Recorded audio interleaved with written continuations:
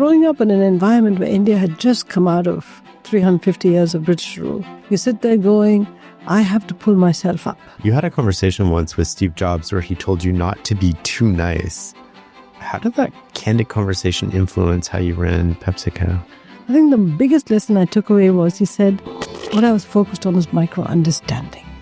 Because if you don't understand the business down to where the rubber meets the road, you can make decisions at the top which are not implementable. The business was a multi-billion dollar business. And remember, if you don't earn your place, the people below you are waiting to push you out.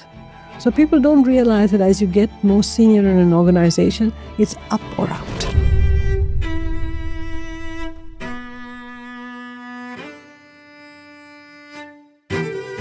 I want to start with this wonderful story about you and your husband. When you first met, you went to a movie and you watched Silver Streak at the Sandberg Theater. And then you went out to dinner after and you decided to get married. But you're still not sure who asked who proposed to who. I want the real story here. That is the story. Sometimes I tell him, why did you rush this proposal? I wanted to be dated and wooed and dined and wined. And he said, I didn't propose to you, you proposed to me. So I said, why did you accept if I proposed to you? He says, I don't know. It was just destined to be that way. And I think over summer, even though we didn't spend much time together one-on-one, there must have been some spark. And he's just a very good guy, to be honest. And I guess he thought I was a pretty good person too. And so it was just a meeting of the minds, value system, families, every which way. And I said yes without being wined and dined. And he said yes without, dating me and getting to know me. And the rest is history. And 45 years later, we can look back and say, who proposed to whom again? That's such an incredible story. I love these stories of couples that it clicks right away. Yeah. You might not know each other as well as some other people who get married and it just works out. My aunt and uncle have never actually dated another person. Huh. They started dating at 13 and they are still happily married today. It's incredible. Maybe that's the reason we're happily married, because we started to date each other after we got married. And we started to discover each other after we got married. So we had that long process of discovery. And in spite of that, we kind of liked each other, loved each other. That's incredible.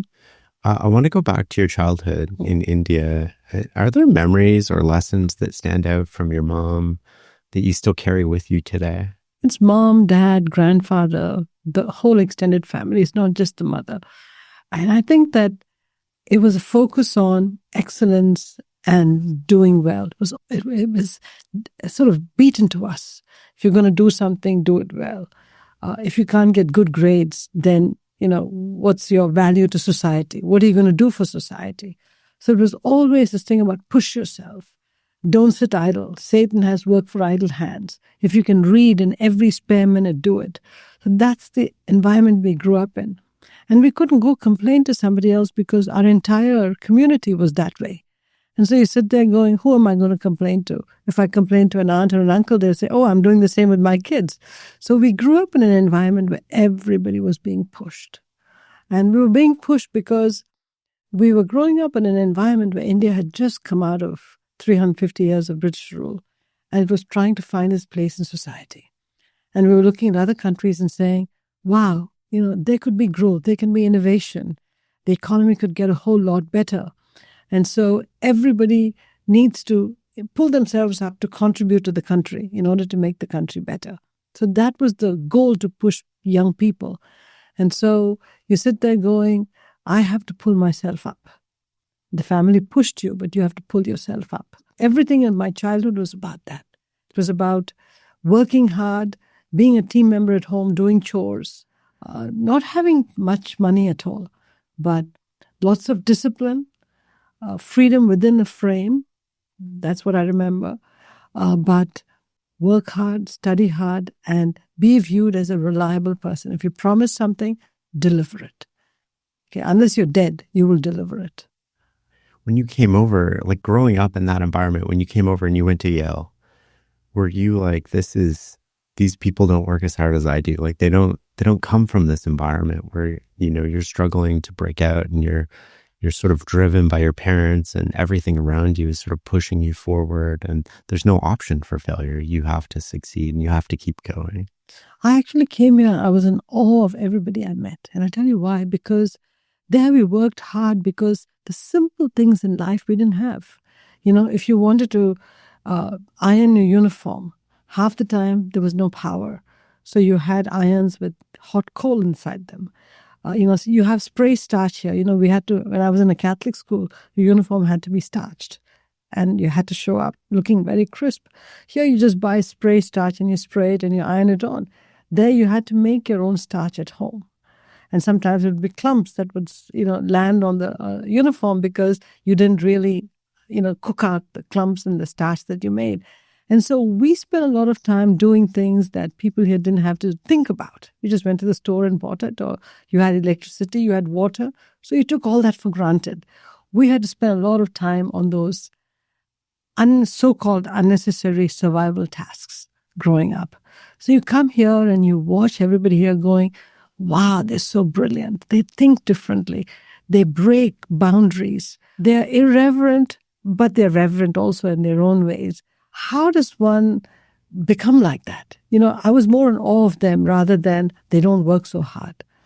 It's just that the working hard part was on stuff that was made easy in the United States. Right. The price of development. I never thought of it that way. Thank you for sharing that. There was a moment before you came over, you had just got a big promotion, and I think it was Norman. Yeah. And you went to talk to him and you said, should I take this? Because you were about to take over 60% of the factory or go to Yale.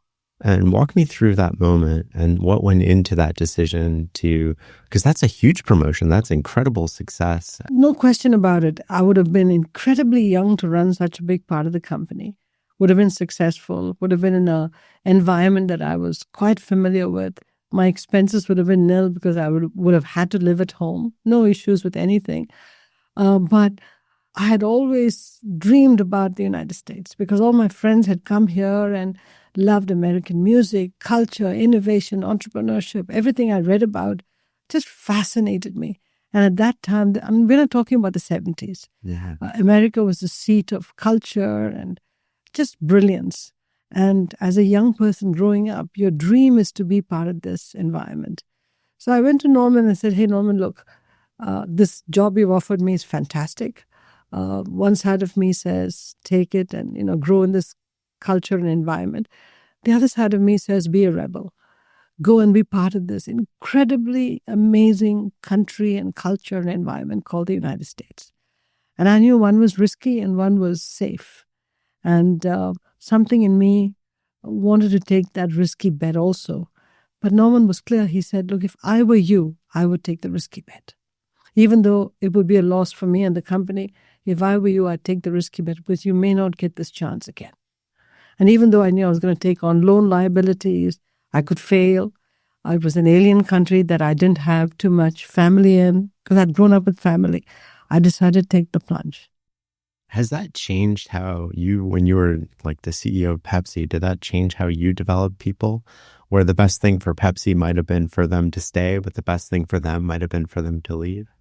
Well, at some point, when people come to you and say, I've got this great opportunity, you sit there going, would they be better off leaving? And in case I want them back, I can always go back and get them. Or are they better off staying at PepsiCo? Sometimes selfishly, I look at this and say, I'm actually better off if this person goes and gets this completely different experience because I can bring them back. So you always look at this in a nice, selfish way. I don't mean in a negative, selfish way, in a nice, selfish way. Somebody went to a tech company. Go there. I'm sure the allure of PepsiCo would make you want to come back if I wanted you back. And now I have somebody who's got the PepsiCo pedigree, has got a tech background, and now can come back and contribute to the company in profound ways or partner with me. So I'd look at it that way. But if I felt that a person did not have much runway in PepsiCo, I would also tell them very honestly that they might be viewed as a critical professional in PepsiCo. They could have a career, but not a fantastic career. And if they got a better opportunity somewhere, I would provide the reference and I would help them find something. I think if you really care about people development, you've got to think that way. I love that. After Yale, you went into the consulting business. What did you love about that? It was a sink or swim place. I went to the Boston Consulting Group in Chicago. We had just opened up. And I had never been in consulting before. And so this was a new experience.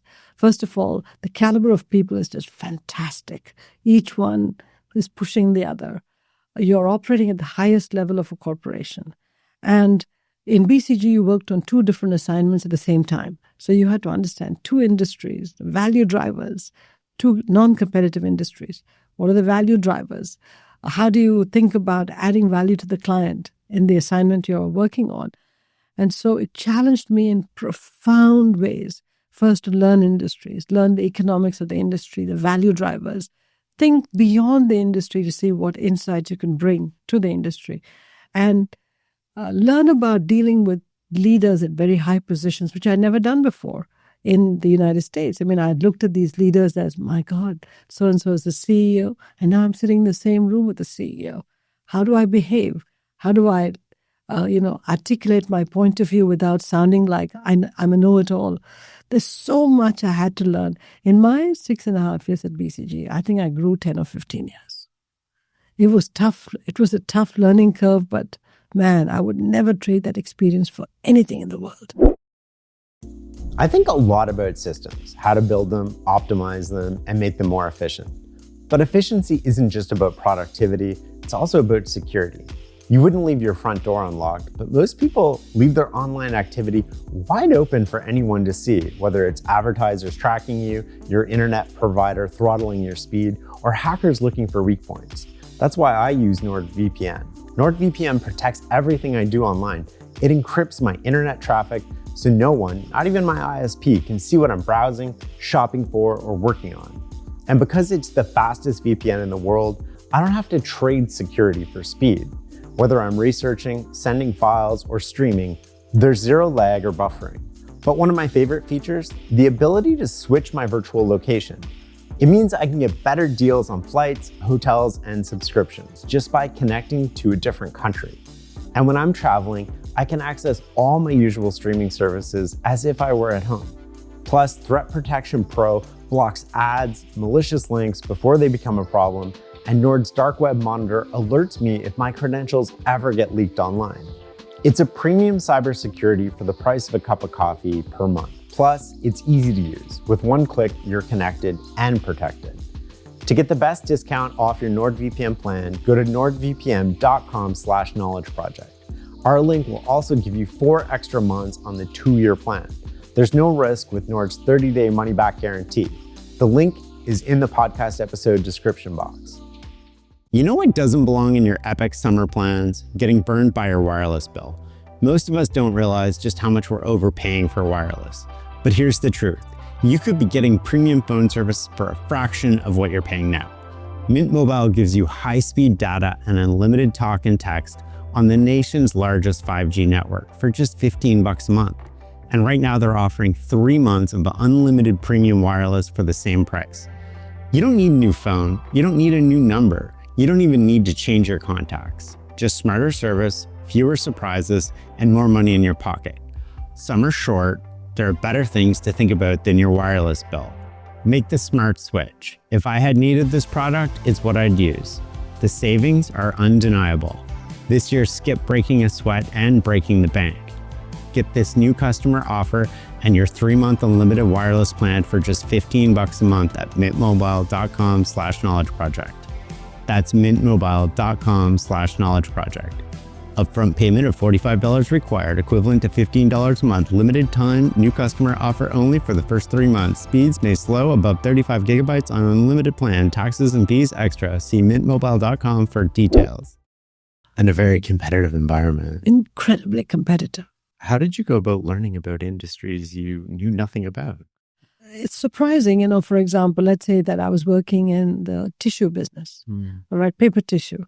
I would actually go to factories. I'd go to manufacturing lines. I'd go to R&D laboratories, talk to everybody that was willing to give me time, because consultants can't just sit there and articulate a point of view or provide direction without really understanding the details. So my philosophy was Zoom in before you zoom out. So in everything I've done, I always went deep into whatever the business was, the company was, try to understand things from the ground level. Then I'd zoom out and say, what's missing here? Why is the strategic direction in need of a tweak or a reset? And I'd go back and say, if we did reset it, how would it sit in the front line? What changes would we have to make? Then go back out. So this constant telephoto lens that I had in my head is what stood me in good stead through my entire life. Zoom in, zoom out, zoom in, zoom out. How did that help you at PepsiCo when you were CEO in terms of understanding, the right side of the decimal place at the low level, and then also, 30,000 foot view, setting strategy for a huge company? Some people say CEOs should be careful not to micromanage. I agree with you. What I was focused on was micro-understanding. Because if you don't understand the business down to where the rubber meets the road, you can make decisions at the top which are not implementable. Or in the implementation, the intent of the strategy gets lost. To me, strategy and implementation have to go hand in hand. And very often the reason operating executives rise to become CEOs is because the belief is they know how a strategy has to land in the front line. In my case, I didn't grow up in the operating businesses. I grew up in strategy, finance, corporate operations, not, P&L. So my replacement for having not run a P&L was go and learn each business from the ground up. So, whether it was Steve Reinemund who gave me an opportunity to learn the right side of the decimal, or whether it was the work I did with the Frito-Lay distribution system, it was always zoom in, learn the business, bottom up. And have the humility to tell people to teach you the business. People like it when you tell them, hey, can you teach me this business? I'd go to the R&D laboratories. I'd tell them, teach me how the concentrate is made. Teach me how the Frito-Lay chip is produced, a Lay's chip or a Doritos chip. I'd walk the manufacturing lines, walk the research labs, talk to people. I spent an inordinate amount of time doing that. What was the right side of the decimal lesson? I forget what that was. So, when you're sitting in corporate as a CFO or the head of strategy, you're thinking in millions, tens of millions, hundreds of millions of dollars. That's the left side of the decimal. But money is not made always in the hundreds of millions of dollars. It's, can you take a penny out of delivery for Frito-Lay? And when you have so many routes times a penny, it adds up. So on a daily basis, you've got to think about a tenth of a penny, half a penny on a package or on a route. So it's that little micro pennies that add up to the whole business. So if you don't understand the business at the most granular level, you come at it in a very different perspective. And people don't understand you because you're talking in tens of millions and hundreds of billions. And they're like, I'm selling a 25-cent bag of Doritos, a 45-cent bag of Tostitos. What are you talking about? Don't talk to us about millions. We got to cut a penny out of this route or cut a penny out of the packaging cost to get the profitability up. So you've got to be able to talk that language. So the left of the decimal is that language where you sit down with the team and say, can we take out 2 cents from this entire product package? That reminds me of J.D. Rockefeller when he was first starting out with Standard Oil, and they were welding the oil cans that they were shipping it in. They were putting, I think it was 13 welds on. He's like, can we do it with 11? Yeah. And those 2 welds would make a huge difference over the volume that they were doing. The example is when we decided that it's an imperative that we reduce the water usage in our beverage plants, right? We were using 2.5 liters of water to make a liter of Pepsi. Now, I wanted to get it down to 1.2 or 1.3. And it's not enough to provide a dictate and say, get it down to 1.3. It's a question of what does it take to get it down? Let's talk through it. Where do we use the water? How can we recycle some of the water? How do we need to clean it to fish pond standards? You've got to ask all those questions so that the R&D people realize that you're not just providing a mandate. You're basically saying, I'm going to help you get to the right answer. So then you set goals saying, by year 2, let's get to 2 liters. Then let's get to 1.8, 1.7. Here's a meaningful step down over a reasonable period of time so that we can get to the 1.4 or 1.2 within 5 years. So it's having respect for the front line. So you talk to them in a language that they're familiar with as opposed to waving your hands and saying, I want to save 100 liters of water within 2 years. And people go, does she know what she's talking about? I want to come back just for a second to the consulting. And one of my favorite anecdotes from your book was when you were sitting in a bar in Green Bay, Wisconsin, and you were listening to the line workers talk about the problems in the business, and you were getting insights from that. And I thought that was like so unique, and I've never seen anybody document that before, and I'm sure people do it. Are there any other ways that you went about learning that were sort of off the beaten path that provided valuable insight like that? Well, one of the most interesting ones was I was working for a particular industry, and a competitor was building a big plant. And we wanted to know how big the plant was, how many bays they're going to have, and what kind of bays, what kind of transportation. And we couldn't get enough information from the local filings or whatever. And the plant was being built in a very wooded area. So it was a highly wooded area, but the middle was cleared for the plant. And a big lesson I learned is that in the United States, don't ever say the data is not available. Say you didn't look hard enough, because the data is available somewhere. So I kept digging and digging and digging to see where I could get this data. And the US government has got fantastic data available. Somebody from one of the departments said, oh, I know where you can get the data. If you did an FOI, a Freedom of Information request to the intelligence department, and asked them to give you satellite photographs of the plant from different altitudes, they can give you a pretty good picture.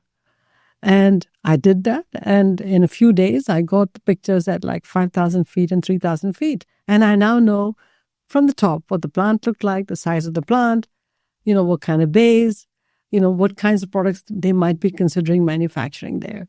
And so the valuable lesson is, don't tell me you can't get the data.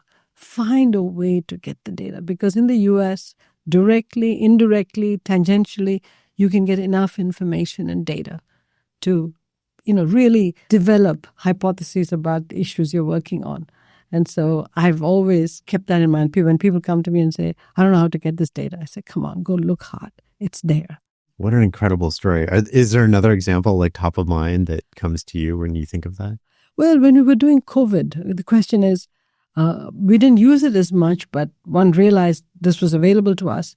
When you had to do tracking to see who's got COVID but had not declared it and how big could the transmission be, there's syndromic surveillance, which is a well-known tool where you look at their driving patterns. If they keep going towards a pharmacy and buying tests, you know that they might have COVID. Okay, so you got to immediately track that person to say, should that person be socially distancing or quarantining? So looking at the wastewater that comes out of their home, you can tell whether there's COVID. So I think it's how do you triangulate on data using multiple sources? Now with social media, you've got lots more opportunities to track people, know what's going on without invading their privacy. You can get all this information. Those days, it was all paper and pen and, pouring through wads of data. As a leader, you've called yourself blunt and direct when delivering a message to people. I'm curious what you've learned about delivering a message that gets heard. It's an evolving process, if you want to call it that. Sometimes people deliver messages that are not heard because you haven't really delivered the message clearly. People actually come out of performance appraisal and say, I think I'm doing a good job. And you're going, oh my God, I hope that's not what you heard. You're saying to yourself, because this person was supposed to have told you the 3 or 4 things, areas that you're supposed to improve upon, and the 3 or 4 things that you did wrong, you're supposed to have gotten very direct feedback. People don't like conflict. People don't like to deal with issues directly. They like to beat around the bush and then leave saying, I think I gave the person the message. I had the opposite perspective, which is give the message, do it in a supportive way, and make sure that whatever you tell them they have to work on, you help them get to that. So I chose to write performance appraisals which said, this is what you've done well. This is where I think you didn't do well. This is what you need to work on. And if you were to work on these issues and show progress, this is where you could go. So you see, what this letter did was celebrate them for what they did well, told them what they didn't do well, told them the 3 or 4 things they had to demonstrate progress on in the next year and how I was going to help them. And then also told them, if you showed progress, this is your trajectory. Because if we don't do it, I think we're not getting the best out of people. There's a kindness and clarity. Toughness, kindness, and clarity, all 3. But don't forget the toughness, because you're confronting them and saying, I asked you to really get to know the international markets. You made 2 trips internationally last year. And each trip in 3 days, you came right back. How could you have learned international markets without getting out of the office in the US? Okay? And then you write saying, I'd like you to visit the following countries next year. And when you visit those countries, make sure you go down to this level of detail. Some people would say a CEO shouldn't be getting to that level of detail. Yeah, they're right. But if I truly care about this executive and I think they have great potential, I will get to that level of detail. And I will monitor it middle of the year and say, hey, did you make any international trips? Did you follow anything I said? And if they say, nah, I really don't want to go, then you go there. You don't have the potential to be a CEO. From the outside, we hear these stories about how CEOs pay attention to the top 50 of the top 100. How many people inside were you really monitoring and trying to develop and having a real one-to-one personal relationship where you're doing this and you're in the weeds and you're in the performance report and you're trying to build them? I think there's about 300 or 400 that were corporate assets. And one watched them all the time because these are people who in 15 years could be CEO. There's something about them that, you sort of caught your fancy when you were in a meeting or in some project that they were on. They had brilliant ideas. Not brilliant ideas that reinforced your thinking. Brilliant ideas that challenged your thinking and took us to a better place. Because you don't want yes people around you. You want people who say, why don't we push the boundaries of our thinking? What if we approach this creatively? And people who put the company before themselves. I look for that all the time. And so there were 300 or 400 people that we actually called them corporate assets, and we tracked them to make sure that we game planned them, give them the right assignments. And even if they couldn't move, could we give them interesting assignments so that they could get the experiences without constantly moving? So that's the number of people that we tracked. What were the signs that somebody was putting the company ahead of themselves? They would put their hand up for difficult assignments. Mm-hmm. And if something went wrong, they didn't look for somebody else to blame. They would take the blame and say, hey, I could have done a different job, or I could have led differently, or I could have staffed my team differently. These are people who would come to me and say, whatever's going on in this other part of the company, I think may be putting something in jeopardy. And I'm not throwing them under the bus. Would it be okay with you if I went and worked with them to perhaps write things? And I'd say, be careful how you do it, but go for it. And I will tell them that I didn't send you there, that you were doing it out of your own good nature. Otherwise, people say, oh, the CEO's got some pets that she's sending our way. So you've got to be very careful how you deal with organizational dynamics. But these are people who look around themselves and are constantly looking for ways to improve the company as opposed to how do I get the next promotion, the next raise. Are there things you've learned about reducing bureaucracy, increasing meritocracy, and decreasing sort of company politics? Obviously, in a company the size of PepsiCo with hundreds of thousands of employees, there's a little bit of politicking going on. But how do you minimize that? And how do you find and promote the best people? That's a very important question, Shane, because I think you have to understand the politics of an organization. Where there are people, there's politics, okay? You've got to understand the politics, but don't play in the politics. Don't meddle in the politics. Just understand who doesn't like whom and, how meetings work. Just understand it. And then figure out how best to contribute within that. Once you start to meddle in the politics and gossip about it, you become a negative force. That's been my mantra through the entire time that I was in corporate America. Because meddling in the politics, playing the politics, becoming political yourself and gossiping is only a formula for disaster. Focus on the job, focus on moving everything forward. I think things will be great. Now, I was helped because of the fact that I had a family and kids. So work in the office, I had to go home to the family and kids. I had no time for bar talk or going out to dinner and talking about the politics. And I really didn't care about it. What about bureaucracy? Was there ways to, I mean, there's a natural entropy to these large organizations to hire somebody to do this job, and then they make that job important. And Parkinson's law, it takes up all this time, and, you're distancing yourself from it. And if you let it go, it just becomes, at the extreme, it becomes government, and you go bankrupt. And how do you fight that? Companies like PepsiCo, at least in my time, I can only talk about the time when I was there. We had very good scorecards to measure productivity, spans and layers, and we monitored that constantly. Is our output per employee going up? How many spans, how many layers do we have? Are we adding layers for no reason? We monitored all of that carefully. And that's why the company was successful, because it's like an accordion. Sometimes you end up adding a couple of layers, and then you say, hey, wait a sec, how did this happen? Why did we drift there? Let's get the number of layers down. With certain levels of people have to have at least 8 reports or 10 reports. So we have different ways we triangulate on organization, hierarchy, levels, bureaucracy, overhead. We look at all of that.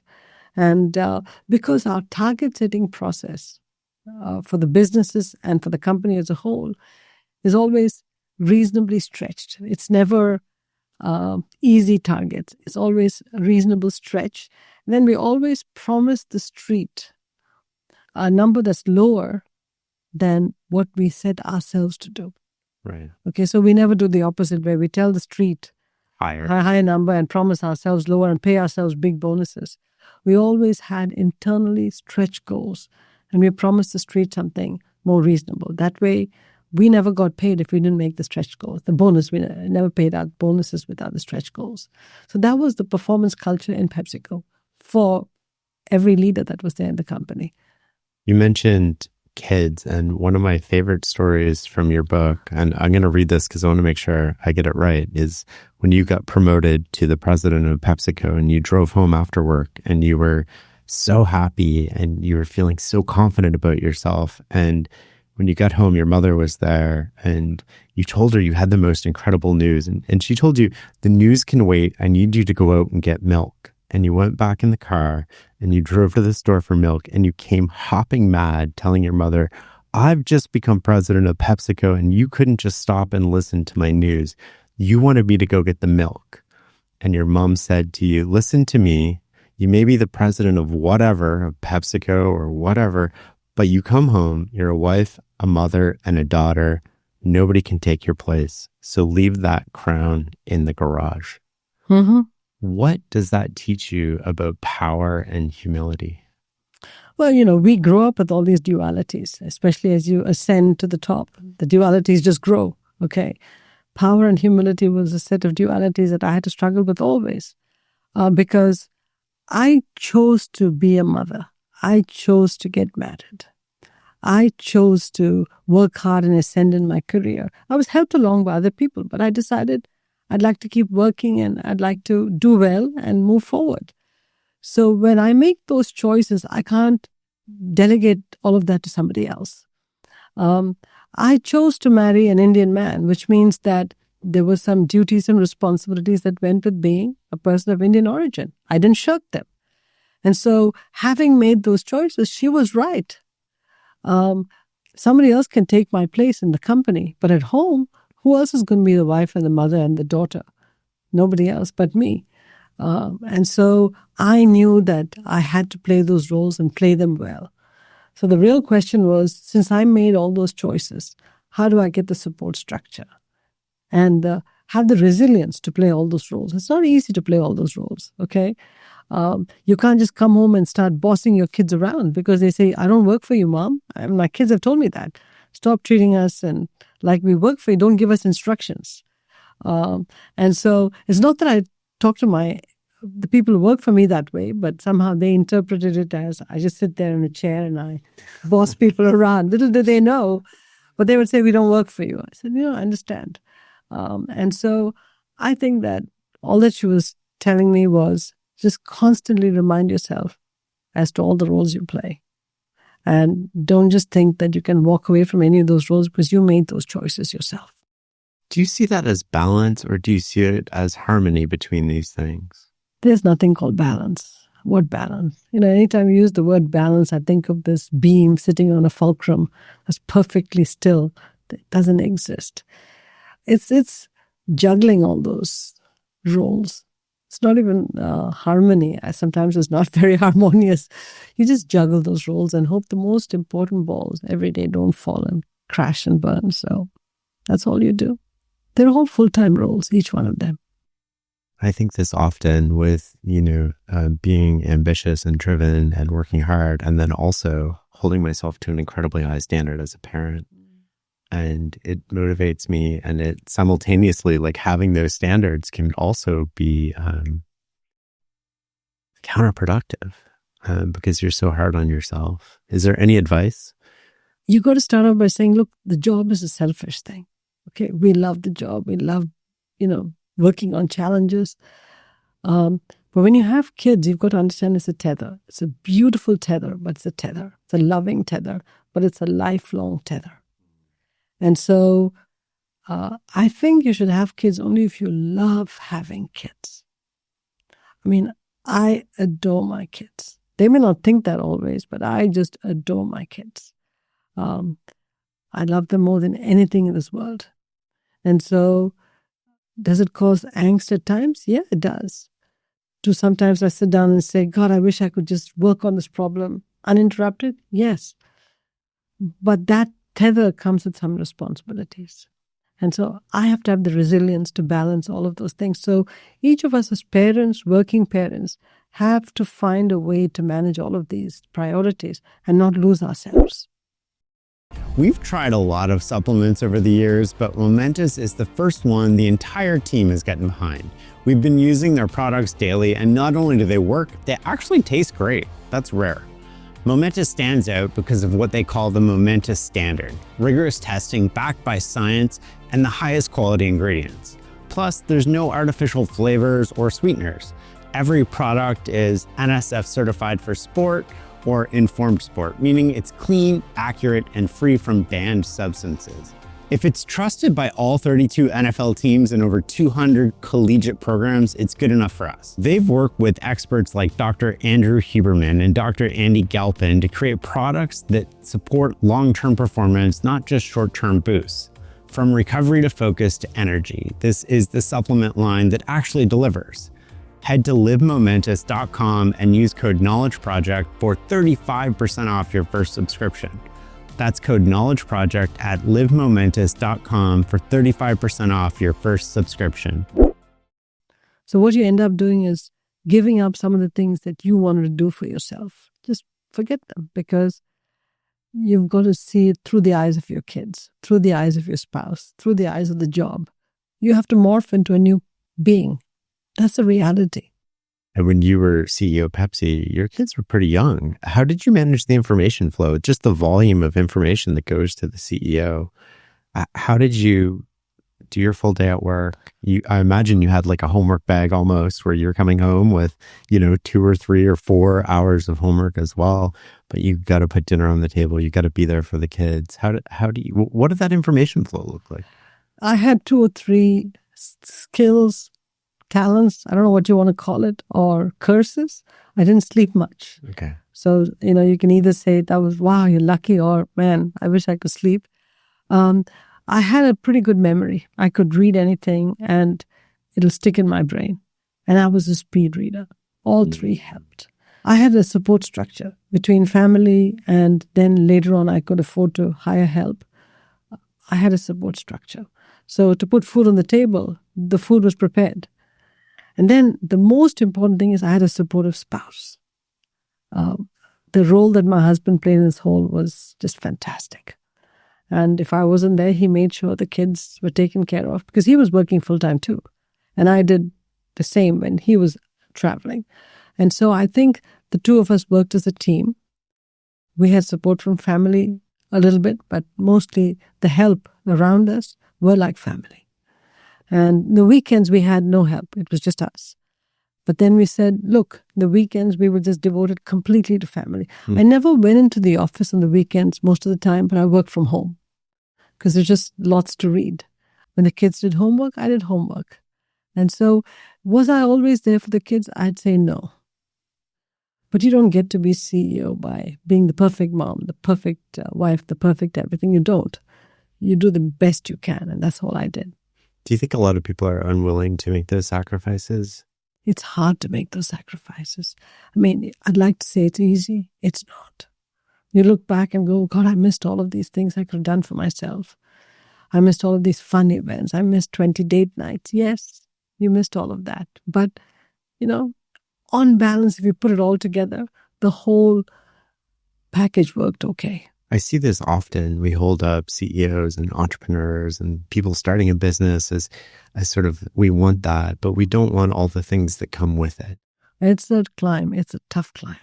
Anybody who thinks it's easy to get there and then keep the job is tough. I mean, every organization is a pyramid. Okay, it's not a cylinder, it's a pyramid. So as you go from the bottom layer of managerial positions to the top, think of it, in PepsiCo, in the bottom layer, probably 15,000 people. By the time you get to CEO -2, you're at about 60 or 70. CEO -1, you're down to 15. So you've gone from 15,000 to 60 to 15 to 1. Just think of the climb. And then this is all happening at a time when the world around you is changing so much. So you've got to keep up with all the changes in the world, and you've got to make sure that you earn your place in the next rung. And remember, if you don't earn your place, the people below you are waiting to push you out. So people don't realize that as you get more senior in an organization, it's up or out. So to keep those jobs is very difficult. Is that why there's a lot of turnover after a CEO change? Like when you were promoted to CEO, the people you were competing with for CEO probably left. I kept many of them because I told them, look, I may become CEO, but I don't see why we can't work together. Most of them stayed. After 2 or 3 years, they got CEO jobs and they left, but many of them stayed. But you're right. If there are 5 people competing to be CEO and only one is made CEO, typically what happens is other companies grab them. Especially for a company like PepsiCo, which has a great leadership development, people came and grabbed them. And so they go off to be CEOs, which is good because you've got PepsiCo alumni now running so many companies. But you've got to think about this math, which is pretty tough. When you became CEO, I'm going to rewind after this and go to pre-CEO, but when you became CEO, you walked into your general counsel's office, Larry, and you fired him. And you hadn't thought about this beforehand. And then he looked stunned, and about 10 seconds later, you hired him back. What was the importance of that? I had to make sure that all the people working for me knew that they were working for me, the new CEO, not just carryovers from the old CEO. Typically what happens when you have carryovers is that people wonder if you can trust them. Not that there's any bad feelings between you and the old CEO, but you want your own team. The general counsel is one of the most important jobs. And even though I worked very closely with Larry and I adored him, I didn't ever want him to think that he was always going to be viewed as a carryover from Steve, even though Steve and I were best friends. Great colleagues. I respected Steve enormously. So I had to make sure Larry realized that I'm going to respect him even more if he was now my hire. So I walked in and said, Larry, you're fired. But I did it with a smile. And he just looked at me and said, what do you mean, boss? I said, okay, you're now hired as my general counsel.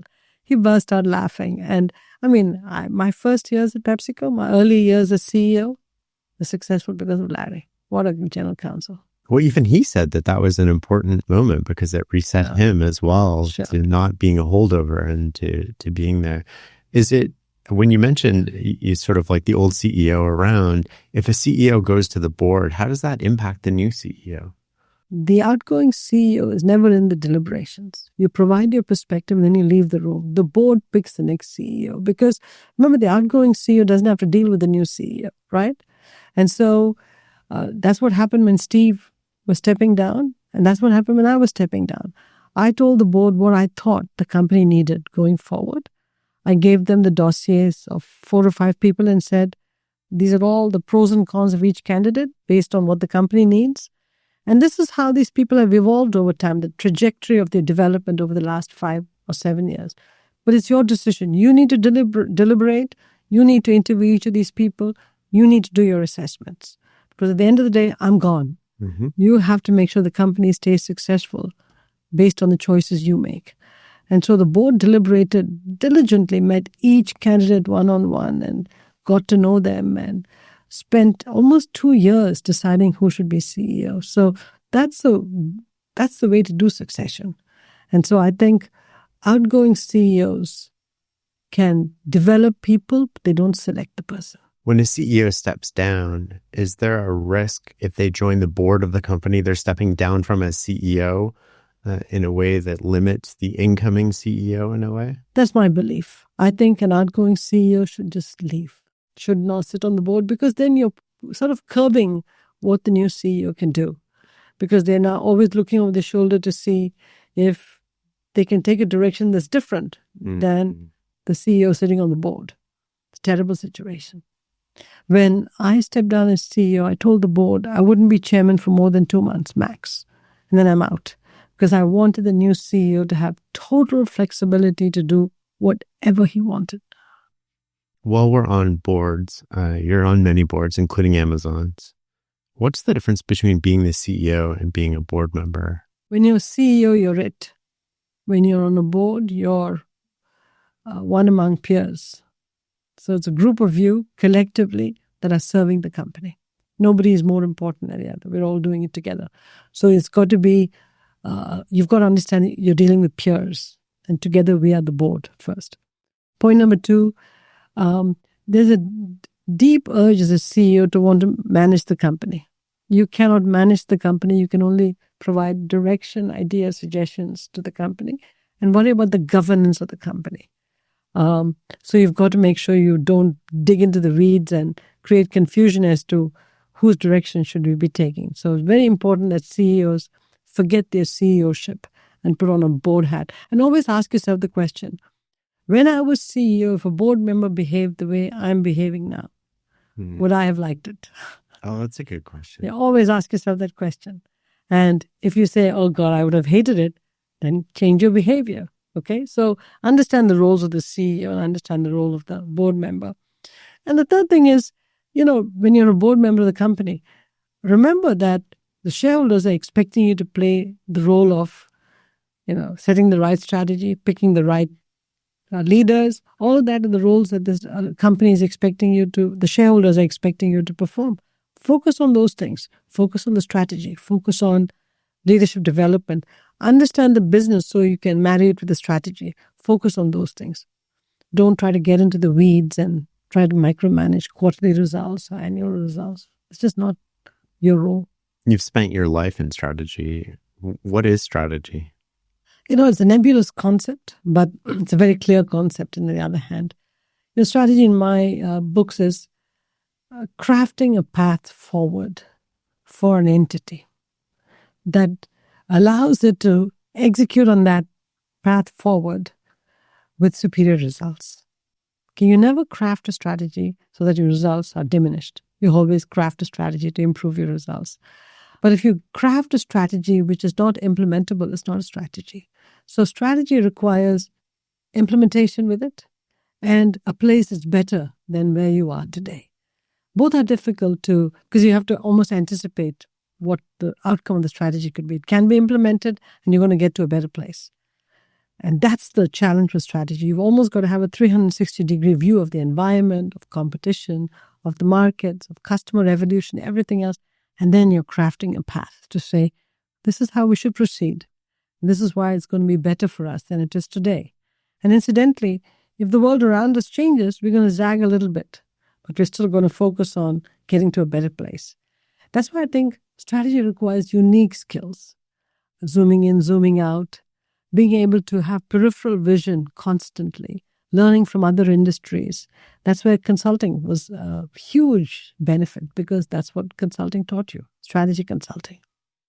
And I think that's what I sort of took to heart, and everywhere I went, that's what stood me in good stead.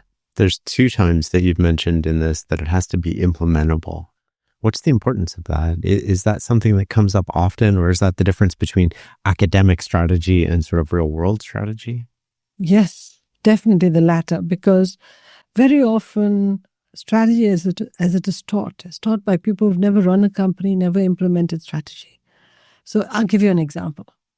In business schools, they teach the fact that organizations are siloed and siloed organizations are terrible. You should have information exchange within divisions in the company, etc., etc. But then universities are the most siloed places. There's hardly any sharing of information across departments. It's the most siloed organization.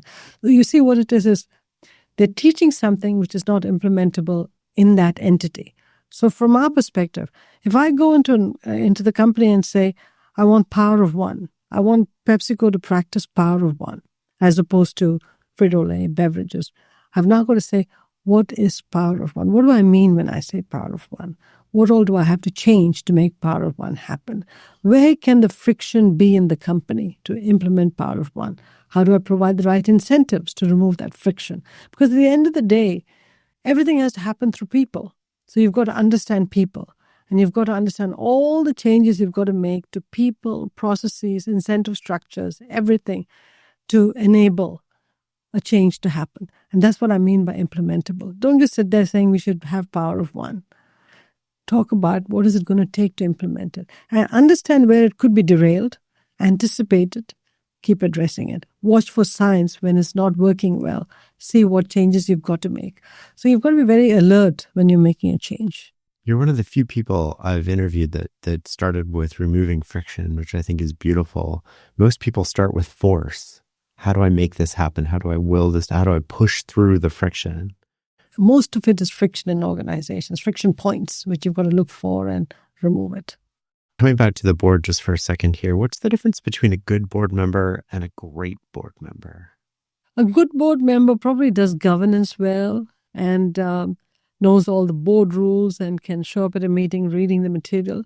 A great board member reads a lot more than the material that's provided to you. Go read everything that's available outside in the company, its businesses, its competition, technologies, whatever. So when you come to the meeting, you don't just do what the basic stuff required to get through the 2 days of board meetings, but you're adding value over and above the basic requirements of the board. And so when you provide insights that are really cause the company to pause and say, God, she's got a great point there. Let's call her back and say, hey, Indra, can you tell us more about what you meant by that? Now you're really a value-added board member. As opposed to, yeah, so-and-so's a good board member. Read the board material, made sure that the governance was ticked off. I think that's the table stakes to be on the board. But a great board member does a lot of work themselves to read way beyond what the company gave you to read. I love that. Amazon is known for doing things completely differently internally, including their memos to start meetings and stuff like that. What are the lessons that you've learned from being on the board there that might have been counterintuitive or new to you? The entire company is focused on the customer. The obsession of the customer is something else. And it's always like, how do we make customers' life better? How do we lower costs for customers? How do we improve delivery times? How do we latency? All of these things are what they focus on all the time. So I've never been part of such a customer-obsessed company. Okay, PepsiCo is consumer-focused, but these are customer-obsessed companies first. Second, Amazon has paranoia about sort of devolving into hierarchy and what they call losing the day one culture. Day one culture being when they were young, entrepreneurial, how hungry they were and how they hustled. They want to have that hustle culture all the time. The fact that they're paranoid about it, even today, given their size, is what blows me away. They're always scared that they will lose that day one culture. And so you've got everybody hustling to make sure that hierarchy is not built, too much bureaucracy doesn't kill ideas. And so anybody can come up with an idea as long as they can write a 6-page document and present it to people and, seek funding if your document is good. So I would look at Amazon as this gigantic day one company that's customer obsessed. It's an unusual culture, a culture that's prevailed, a culture that's constantly re-examined so that it never, ever changes from this day one hustle. And I feel privileged to be part of this company.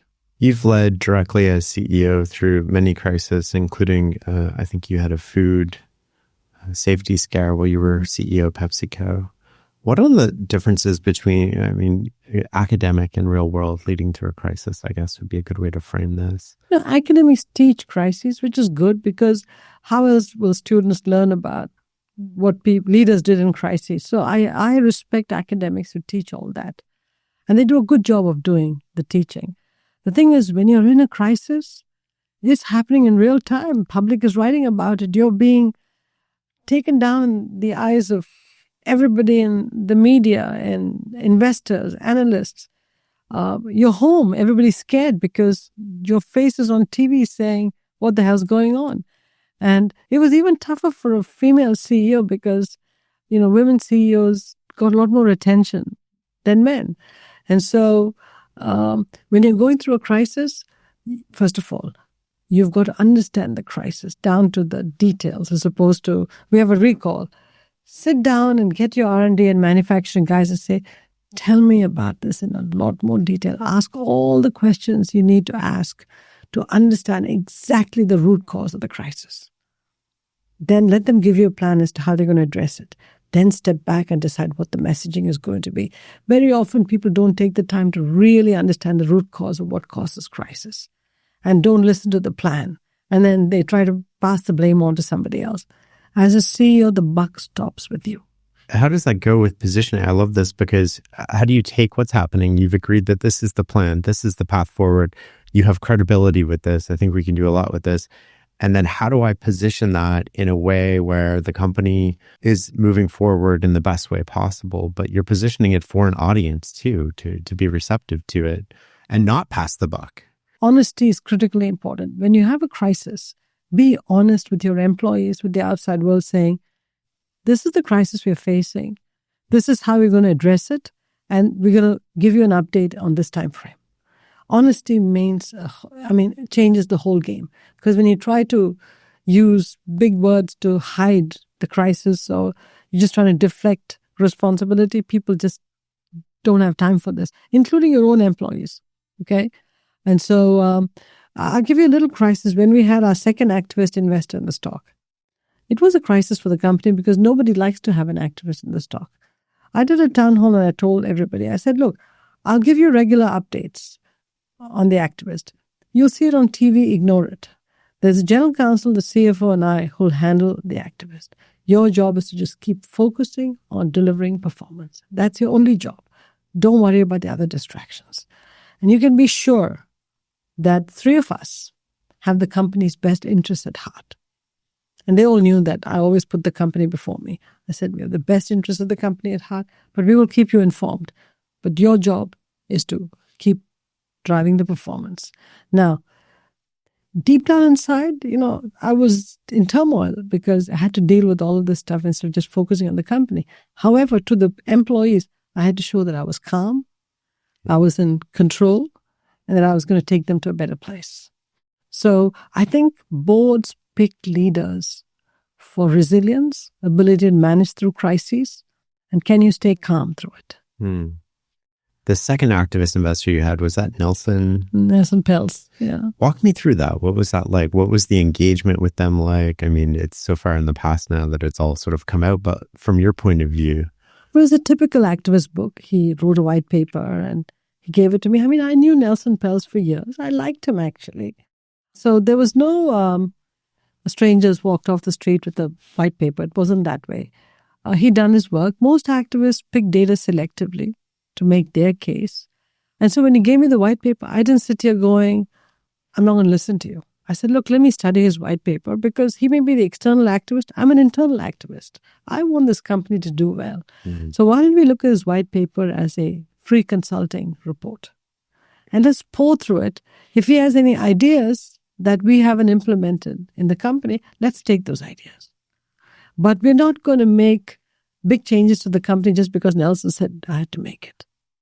We'll make it if it makes sense for this company and if we can keep performing at the level we're performing. So I was clear on the company strategy. The board was clear on the company strategy. We listened to everything Nelson said because we have great respect for him. Okay, so this is not about blowing off activists as terrible. Some companies do that. I didn't do that. I said, I'm going to treat him with respect. Every time we wanted to meet, I met. Anytime he wanted to meet a board member, they met with him. But every time he proposed something, we said, look, we're doing this because of the strategy, of this direction, because of these trends. If you want to change a strategy, it's because you think the trend has changed. Has the trend changed? No, it hasn't. Then if the trend is that way, that's our strategy, and we're not changing it. Okay? So he came around. I mean, he's a smart guy. He came around, and we've remained friends since. There's no question about bad feelings or anything of that sort. Often activists want a board seat or demand a board seat. What are the pros and cons from your point of view as a CEO of letting an activist investor onto the board? And at what stake do you think it makes more sense, even if you disagree with it? What ownership level? Well, it depends on the board member they propose. You know, Bill Johnson, from who used to run Heinz, came on our board. And Nelson actually suggested Bill Johnson. But what Nelson didn't realize is that Bill Johnson and I knew each other, and we were friends already. So when Nelson recommended Bill Johnson, it was a welcome thing for us because he came from the consumer world, knew us well. Now, had he recommended somebody who was disruptive, we may have paused and said, don't want that board member, because you don't want to spend our time answering activist questions when we should be running the company. Bill Johnson was hugely accretive to the board. And, he had known Nelson forever, but he knew the consumer world, he knew PepsiCo. And so, he actually added a lot to the board. It was a win-win. It was a total win-win. Is there a percentage in your head where if a shareholder has a certain percentage, then it's sort of probably right for them to have a board seat, even if they might be disruptive? Oh, 15% or so, 10, 15% maybe. But 1 to 2% and you try to agitate for a board seat, I think that's really wrong. You mentioned women CEOs. Correct me if I get this wrong. When you became CEO of PepsiCo, you were the first woman CEO in the S&P 500? No. A couple others. Carly Fiorina was. So when I became CEO in 2006, I think there were 11 companies that had women CEOs. Okay. When I became president of PepsiCo, I think I was one of 2 or 3. But I was the first woman of color to run a Fortune 50 company. Now I think there's about 54 women CEOs of the Fortune, of the S&P 500. Does it feel like we've made progress to you? When you're at 10%, it's not really progress because 50% of the MBA graduates are women. Okay, so somewhere that pipeline is leaky. But, it's a journey because you've got to make so many trade-offs while you get to the top. But it was novel at the time I became CEO. The first immigrant person of color from an emerging market to lead a Fortune 50 iconic American company. It might have made a lot of news, but deep down inside, I'm like, God, I better prove myself. Okay, I lived off of that fear of making sure that I did my job right and didn't let any of these constituencies down. To the outside world, it was big news. How do we go about creating more of an equal opportunity while maintaining a meritocracy in companies that allow for more women? Like, where do we get in the way of this happening? I think if you decide that you want to have a meritocracy in the company, you should draw from the entire talent pool. Mm-hmm. When you have more than 50% of the graduates are women, women are getting all the top grades, they're hungry, they want to move ahead. And then you don't hire from that pool because you start off saying, oh, she's a woman, must not be very good. You have these biases, that's a problem. So you've constantly got to check your biases at the door and say, if I had to put on a blindfold and hire people, how do I make sure that I draw from the best and the brightest? That's what consulting does, okay? So you draw from the best and the brightest. And then while they're in the company moving ahead, make sure that barriers that exist to their success are removed. Because once you attack somebody's confidence, it attacks their competence. Go deeper on that. So if a woman is presenting and you roll your eyes at her, or when she's presenting, you cut her off, or she says something and you cut her off, or, I've seen this often. Somebody will say, oh yeah, this is so theoretical when a woman presents. When a man says the same thing, they'll say, oh God, that's so brilliant. So these things happen as a matter of practice in companies. Women, people of color, when they present, they do go through some bad behavior. I'm talking of then. Things have changed a lot now. But in those days, it did happen. And so when those things happen, you've got to figure out a way to call those people out right there and say, hey, Can you let her finish? Can you let this person articulate their point of view before you cut them off? Will you stop rolling your eyes when she's presenting? Because you can feel the person rolling their eyes. So if you really value every talent for what it is, meritocracy, bring them all in, allow them all to thrive, then everybody has the confidence to continue to contribute. But if you have all these unconscious biases that impact people who are different, then they lose their confidence. And once you lose your confidence, you no longer feel comfortable, so your competence is impacted. Because you're questioning yourself, am I good enough? Can I do this? So I think the whole idea of meritocracy is thinking about all talent is equal, as opposed to one talent is more important than the others. And then creating equality of opportunity, I would imagine. Opportunity, environment, constantly monitoring it, making sure we don't slip back to old bad habits, and making sure we have the numbers. Usually when you have one or two diverse people in the organization, you can't really practice how to be inclusive. And then you have to constantly check yourself and say, if 60% of the summa cum laudes from that college were women, where are my summa cum laudes? Why aren't they in this company? Okay? So you've got to ask yourself those simple questions based on the statistics coming out of all the graduating classes. Because if 55% of the graduating class are women, 55% of the summa cum laudes and magna cum laudes are women. And even in STEM disciplines, if it's more than 50%, and if you only have 20% of the hires are women, why aren't they coming to you? So you've got to look at all these numbers and say, let me ask the question about what is it about my company? Especially if you're a consumer company, you go, boy, they should really want to come here. What are we doing wrong? So you've got to get introspective yourself. One of the anecdotes that you pointed out in your book, and correct me if I'm getting this wrong because I'm just going from memory here, is when you started listening in on the performance reviews. With the men, it was they did all these things and this. But with the women, it seemed like they did all these things but this. Was that like a bias within the organization, or what was going on there? So performance appraisals for men is like, he didn't deliver on all his goals. Yeah, I agree. But the guy's he's got great potential. With the women, it was, she delivered on all her goals. But I think, her future trajectory is not that great. You go, why not? Well, I don't know, something about her tells me that she won't be successful. Sometimes it was just ineffable. Not with all people, but some of the people, that's how the dialogue would go. You have to stop it at that time and say, let's not just leave this discussion. Let's really have a conversation about this, because maybe it's true, maybe it's not. And sometimes it used to be issues related to her style, or the way she dressed, or how she showed emotion, or how she gesticulated too much. Only because, again, I'm not criticizing. The original idea of the executive was a certain kind of male. Mm-hmm. And now these women show up in these C-suites, and it's a different gender, behavior, everything. People have to get used to it. So you need more examples of people in C-suites. And then you say, okay, look, each person behaves differently, but they all bring a richness to the dialogue. Was that what happened when you quit PepsiCo? Because you quit. You went to Roger and you said, I'm leaving. I'm going to do this board meeting, and then I'm gone. What was that? I didn't quit. Remember, I just threatened to quit. I said, I just said, after this meeting, I'm leaving tomorrow. If nothing changes. I didn't even say that. I said, look, you've been watching this bad behavior and you've said nothing. So I'm going to make this presentation tomorrow to the board. After that, I quit. And he didn't say anything.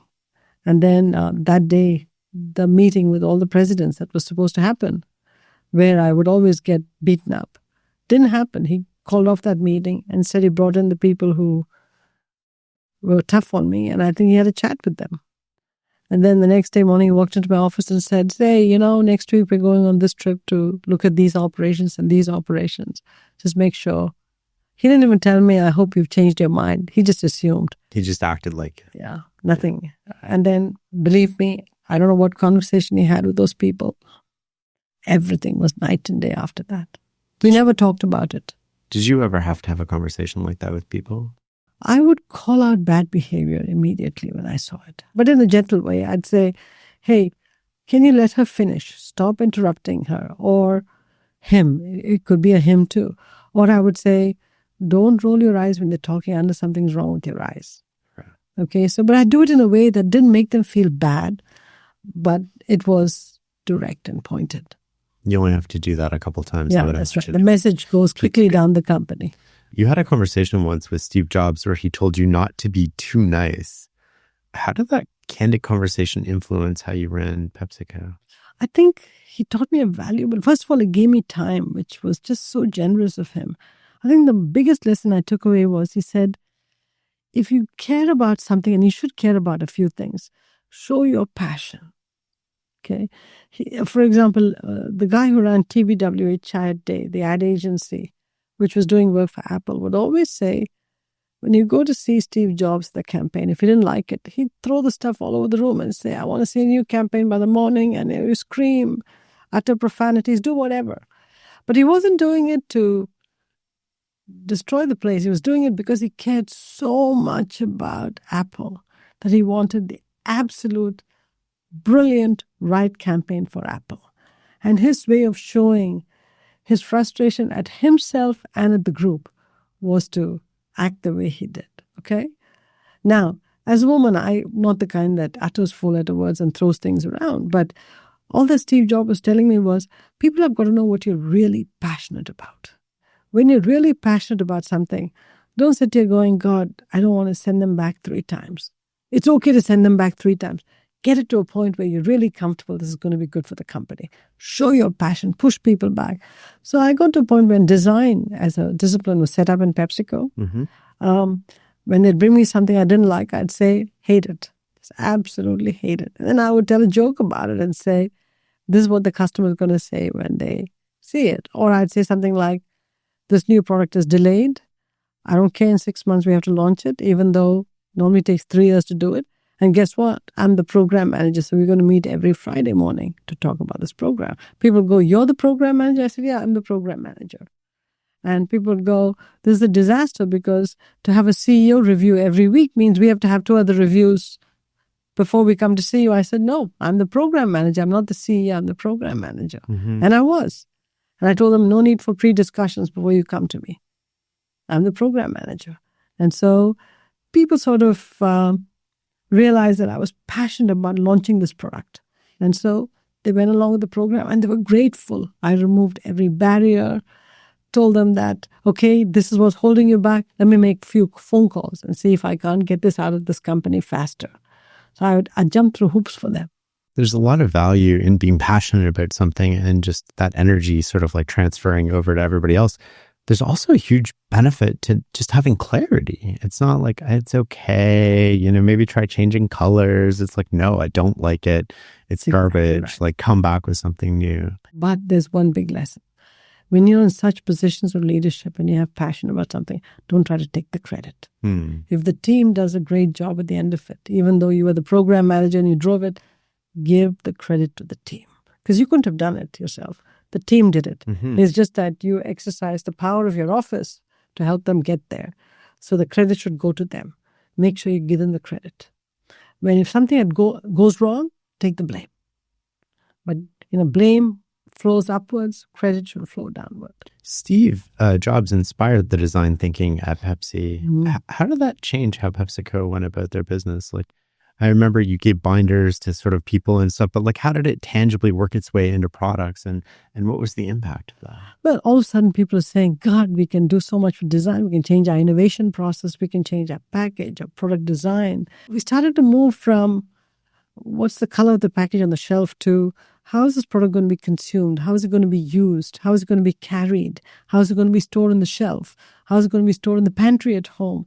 We were thinking about the chain, the use chain, all the way to how does the consumer shop for it, put it in the pantry at home, and then take it out and eat it and carry it in the purse. We were thinking about every touch point of the product until it got into the mouth and was consumed. So it expanded the entire chain which goes into the thinking. And previously you were sort of focused on like, what's going to make it stand out on the shelf? How are people going to buy it? Right. And then we're not worried about it once they put it in the cart. I think, if there were 10 steps, we worried about 3 steps in the past, or 30%. Now we started to worry about 80, 90%.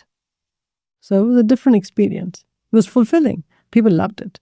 Are there any other lessons that you've taken from other CEOs? I mean, you had a conversation with Jobs, you worked with Jeff Bezos on the board of Amazon, where you're like, oh, that's a really good idea, or really clever. I wish I would have known that before, or ones that you did implement while you were CEO of PepsiCo? One of the things you should do as a CEO, talk to other CEOs. If you see something interesting they're doing, you're in such a rare club, the CEO club. Call them up and say, hey, you've done this. It's so interesting. Can you share some findings with me? Can you share some results with me? Or I'll give you one example. We used to do business with club stores like Costco and people like that. Very different businesses than a regular retail store. Item merchandisers. Costco only merchandises so many SKUs, limited number of SKUs. They're all in a different packaging than most other retailers. I sat there going, I don't understand Costco enough. Okay, my salesman told me about Costco, but I didn't understand Costco enough. So I called Jim Sinegal, who was at that time the founder and still running Costco. I said, Jim, I want to do better at Costco. I'm CEO. And he said to me, if you want to do better at Costco, walk the store with me. Come to a store opening, spend the whole day, because he goes to every store opening. Walk the store with me. Amazing human being, Jim Sinegal. Just, heart of gold, that he gave me a day, walked the store with me, taught me how club stores operate, taught me the basics of the business. This is CEO to CEO. He taught me the basics of the business.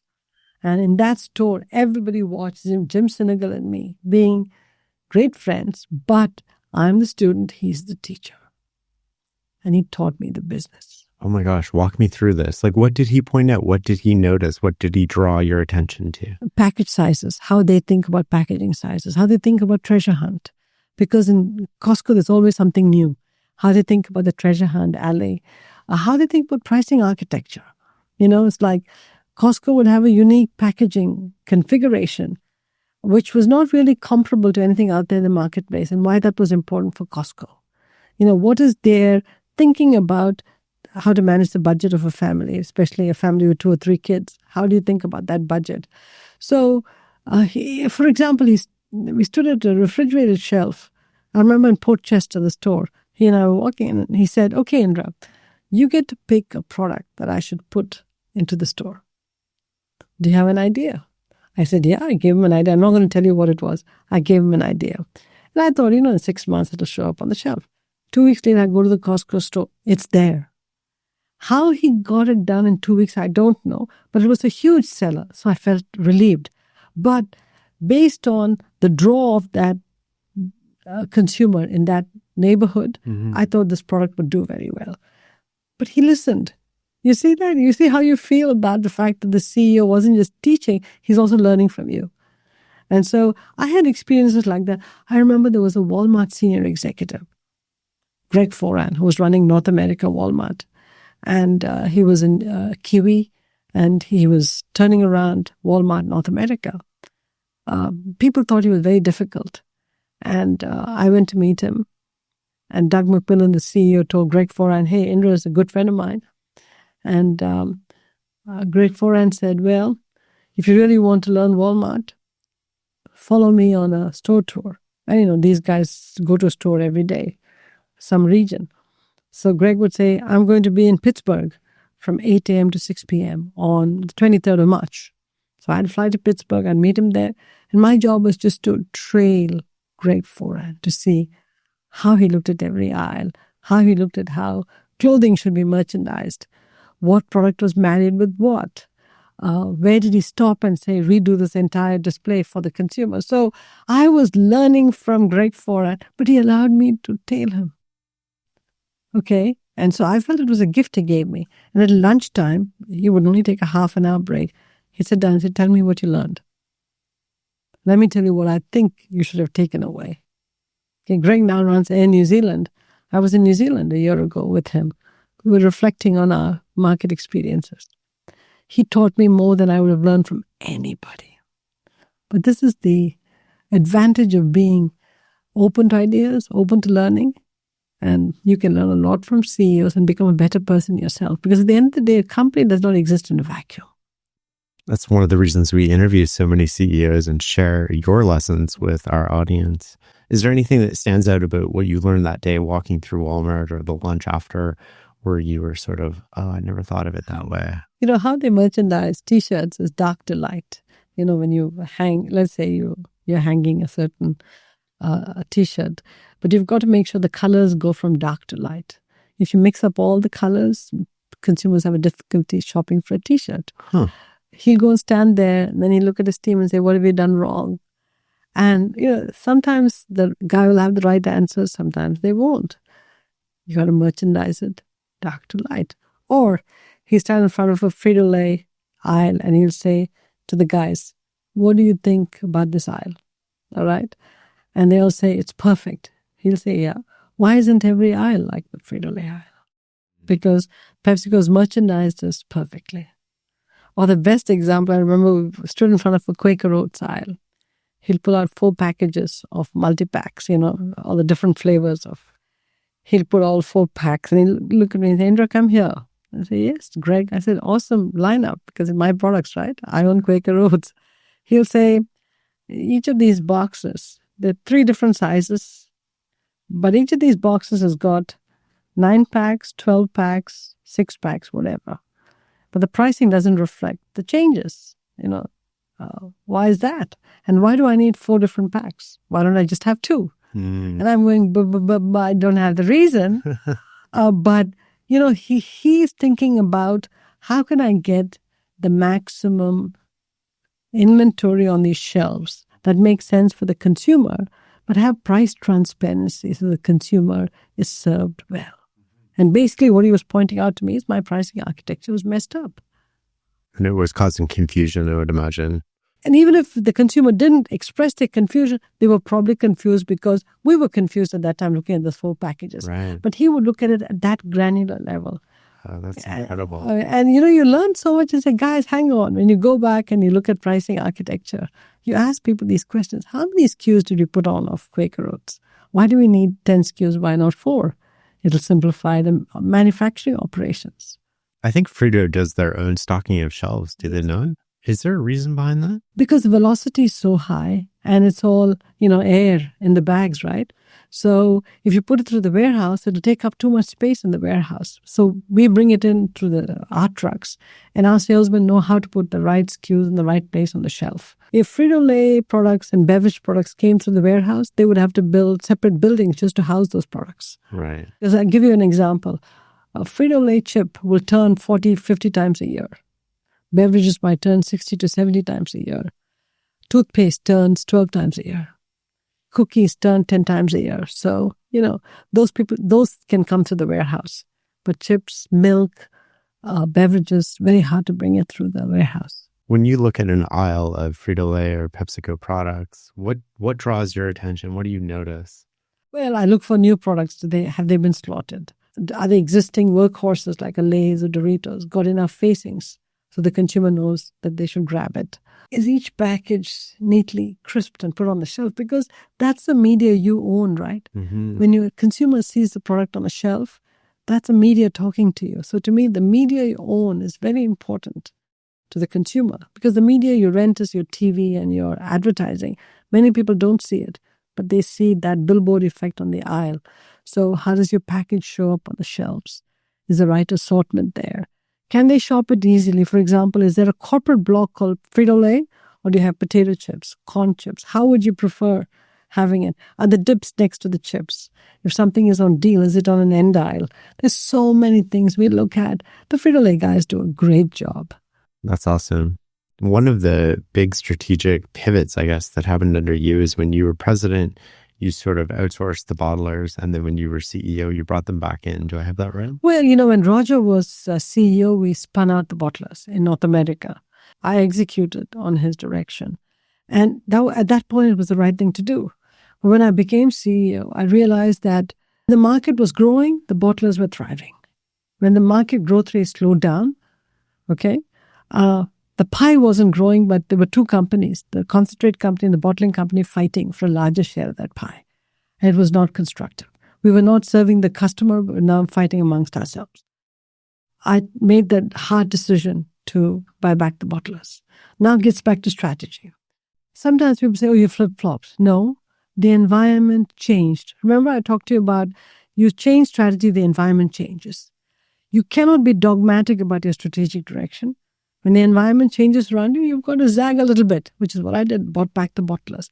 Had we not bought the bottlers back at that time in North America, we'd still be fighting with the bottlers and the pie would be shrinking.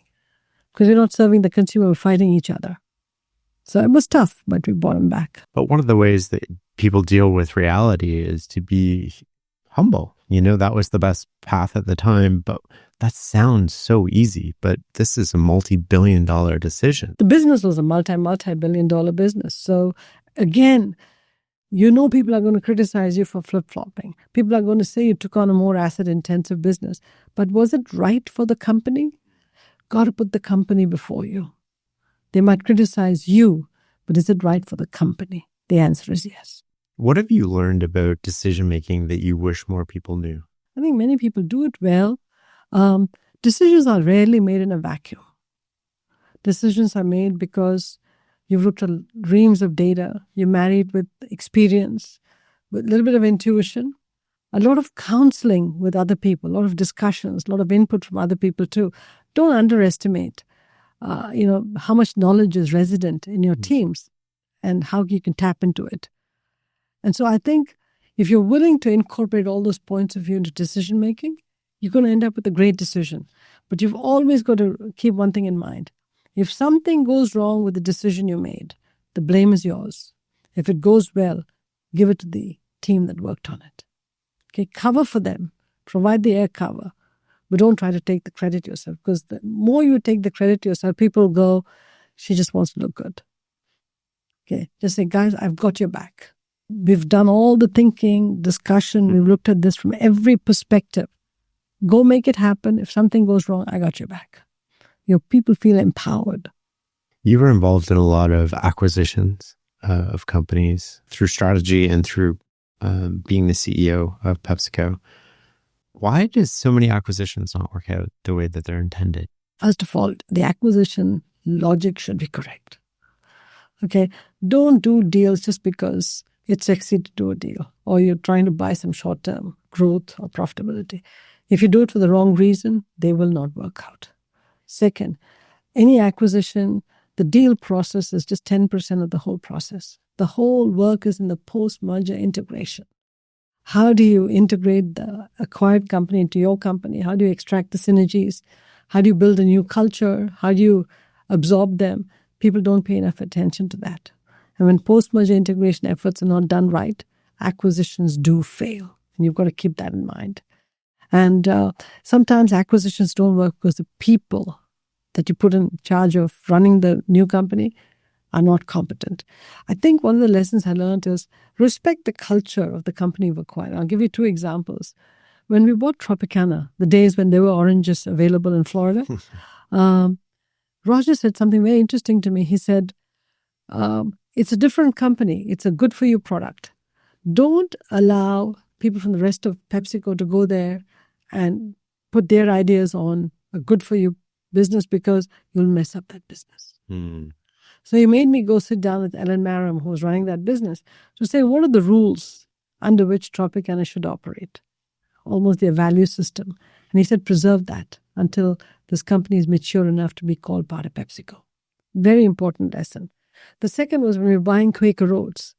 It was Bob Morrison was very important to Quaker Oats. Which included Gatorade, right? Yes. Quaker Oats, yeah. He said, when we're buying Quaker Oats, whatever happens, we're going to do everything possible to keep Bob Morrison, at least for the first 2 years. So the onboarding into PepsiCo is done with the way that, we respect their culture and they respect us.